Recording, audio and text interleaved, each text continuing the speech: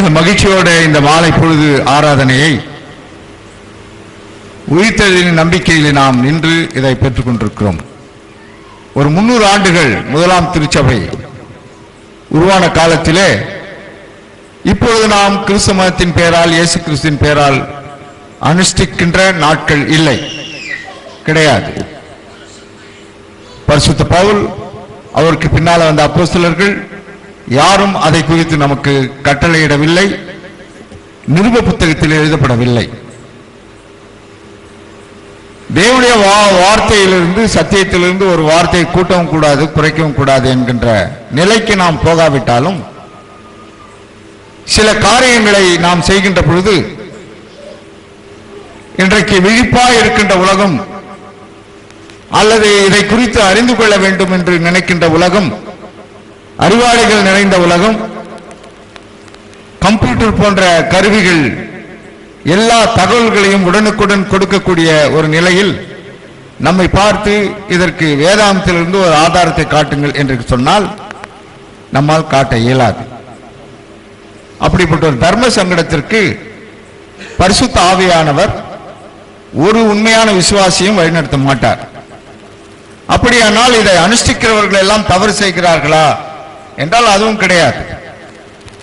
ஒரு பாரம்பரியமாக சில பழக்கத்திற்கு வந்துவிட்டதை திரும்ப யோசிப்பதற்கு அவர்களுக்கு ஒரு சந்தர்ப்பம் கிடையாது. அப்படி யோசிக்க வேண்டிய ஒரு நிலையும் அவர்களுக்கு யாரும் சொல்வதும் இல்லை. அதிகாரப்பூர்வமான பாஸ்டர்கள், அவர்களுடைய திருச்சபைகளை நடத்துகிறவர்கள் எதை சொல்லுகிறார்களோ அதை அவர்கள் நம்புவது என்பது அவர்களுடைய வழக்கத்திலே இருப்பதனால் இதை பின்பற்றுகின்றவர்களையும் நாம் குறை சொல்லிக் கொண்டிருக்க வேண்டிய அவசியம் இல்லை. ஒன்றை நாம் மிக தெளிவாக அறிந்திருக்கிறோம், நாம் எதை செய்தாலும் வேதத்திலிருந்து 2 வசனங்களை சாட்சியாக ஆதாரமாக கொண்டிருக்க வேண்டும் என்கின்ற கட்டளைக்கு நாம் கீழ்ப்படிய வேண்டியதாக இருக்கிறது. எதை செய்தாலும் குறைந்தபட்சம் 2 வசனங்கள் அதை ஆதரிக்க வேண்டும், அது உண்மைதான் என்று சாட்சி பகர வேண்டும். அந்த நிலையில இப்பொழுது கொண்டாடுகின்ற அனுஷ்டிக்கின்ற இந்த நாட்கள் 2 ஜோடி வசனத்தினால் அது ஆதரிக்கப்படாத நிலையில அதை குறித்து நாம் அதிகமாக பேசிக்கொண்டிருக்காதபடி, விவாதம் செய்யாதபடி நாம் தொடர்ந்து நம்முடைய விசுவாச பயணத்தில், வெற்றி பயணத்தில் போய்கொண்டே இருக்க வேண்டும். ஏனென்றால் இப்படிப்பட்ட வாக்குவாதங்கள் செய்வது தேவனுடைய சபைக்கு இருக்கக்கூடாது என்று கர்த்தருடைய வார்த்தை எச்சரிக்கிறது. ஒரு சத்தியத்தை பற்றியோ அல்லது நம்முடைய நம்பிக்கையை பற்றியோ, இதே நம்பிக்கையில் இருக்கின்றவர்கள், இதே சத்திய உபதேசத்தை வைத்துக் கொண்டிருக்கிறவர்கள் இடத்துல நாம் விவாதிக்க வேண்டிய அவசியம் இல்லை. அவர்களிடத்தில் திறந்த புத்தகமாகிய வேதம் இருக்கிறது. நாம் அன்பு பாராட்டுவதன் மூலமாக ஒரு கால அவர்களை கண்களை திறந்து கர்த்தர் அதை காண்பிக்க கூடும். அதை விட்டுவிட்டு நாம் விவாதித்தால் அது ஒரு நோய் என்று எழுதப்பட்டிருக்கிறது வேதத்தில். இப்படி விவாதித்துக் கொண்டிருப்பது, சத்தியத்தை குறித்து விவாதித்துக் கொண்டிருப்பது, அதை தர்க்கம் செய்வது ஒரு நோய். அப்படிப்பட்ட நோய் தேவனுடைய சபைக்கு இருக்கக்கூடாது. கர்த்தர் இந்த உலகத்திற்கு வந்த பொழுது அவர் வந்த நோக்கத்தை நிறைவேற்றி முடிக்கின்ற பொழுது ஒரு உடன்படிக்கையை செய்து கொள்ள வேண்டும் என்ற ஒரு நிர்பந்தத்திற்கு ஆளாகிறார். இந்த மனுஷனிடத்தில் ஒரு உடன்படிக்கை, இதை எப்படி சொல்றதுன்னு சொன்னா ஒரு அக்ரிமெண்ட், இது MOU என்று சொல்லுகிறார்களே, ஒரு மியூச்சுவல் அக்ரிமெண்ட், மியூச்சுவல் அண்டர்ஸ்டாண்டிங் என்று சொல்லலாம். இயேசு கிறிஸ்து மரிக்கிறார் என்று சொல்லுகின்ற அந்த வார்த்தையை ஏற்றுக்கொள்ள முடியவில்லை, சீஷர்களுக்கு ஒத்துக்கொள்ள முடியவில்லை. ஏன் மரிக்க வேண்டும்? இவர் தேவனுடைய குமாரனாக இந்த உலகத்துக்கு வந்திருக்கிறார், மரித்தவனையே உயிரோடு எழுப்பியிருக்கிறார். அப்படி இருக்கின்ற பொழுது இவரே மரிக்க வேண்டும்? அப்ப மரித்தவனை, செத்தவனை உயிரோடு எழுப்பினது சும்மாவா? அப்படிப்பட்ட ஒரு வல்லமை பெற்ற இந்த தேவன் மரிக்கலாமா? மரிக்க கூடாது. இவ்வளவு பெரிய தலைவரை நாம் இழக்கலாமா? இழக்கக்கூடாது. இவருடைய டீம்ல நாம் இல்லாத போயிட்டா யார் மதிப்பாங்க நம்மள? இயேசு கிறிஸ்துவோடு இருந்ததனால்தான் சீஷர்களுக்கு மரியாதை. சீஷர்களுக்கு ஒரு மதிப்பு இருந்தது. போகிற இடமெல்லாம் அவர்களுக்கு கூட எல்லாரும் வந்தனம் செய்தார்கள். அப்படிப்பட்ட ஒரு நல்ல ஒரு குரூப்ல இருக்கக்கூடிய அவர்கள் இயேசுநாதரை நம்பி தங்களுடைய வாழ்க்கையில, வியாபாரத்தை, தொழில, விவசாயத்தை எல்லாவற்றையும் விட்டு அவரை பின் சென்று விட்டவர்கள். இனி இவரே இல்லாமல் போய்விட்டால் நாம் எப்படி பிழைப்பது? அதனால அவங்க என்ன செய்தாங்கன்னா, முதல்ல ஒரு சாவரத்தை ஒத்துக்கல. ஹல்லேலூயா. அது எப்படி சிலுவையில் அறிஞ்சிடுவாங்க? உன்ன அது நடக்குமா? அவ்வளவு பெரிய அற்புதமான ஒரு தேவன். அவர் அப்படி இருக்கின்ற பொழுது இந்த சீடர்களுக்கு என்ன செய்வது என்று தெரியவில்லை. இயேசு கிறிஸ்து ஒரு முடிவு எடுத்தார். குறைந்தபட்சம் நான் சொல்லுகிறதை இவர்கள் கடைபிடிக்க வேண்டும். ஹல்லேலூயா. பைபிள்ல சொல்லி இருக்கிறத கடைபிடிக்கணும், நடைமுறைப்படுத்தணும். இதுதான் இயேசு கிறிஸ்து எதிர்பார்த்தார். இதுதான் தேவன் எதிர்பார்க்கிறார்.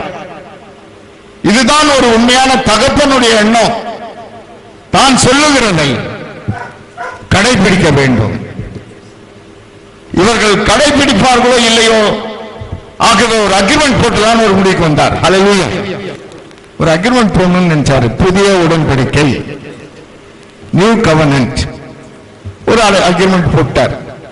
என்ன போட்டார்னா, நான் திரும்பி வர வரைக்கும் நான் என்னுடைய மரணத்தை நீங்க நினைவு கூறணும்.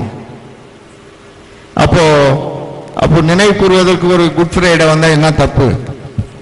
கேட்கலாம் இல்லையா?